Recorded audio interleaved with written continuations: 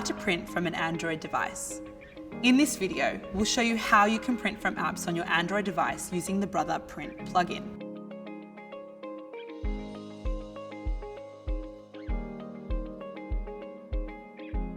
Make sure your Brother product is connected to your home network and has internet access.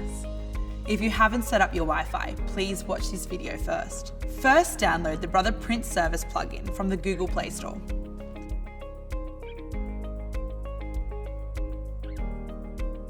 The plugin is now installed on your Android device. In order to print, look for the menu icon, which looks like 3 dots.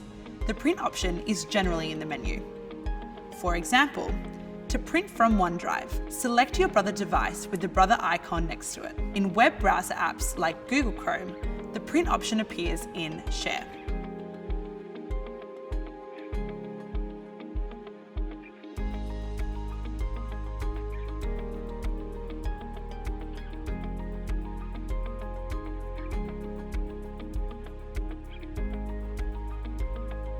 If you have an Android smartphone or tablet, make sure to use the free iPrint and Scan app, which you can download from the Google Play Store, to really get the most out of your Brother device.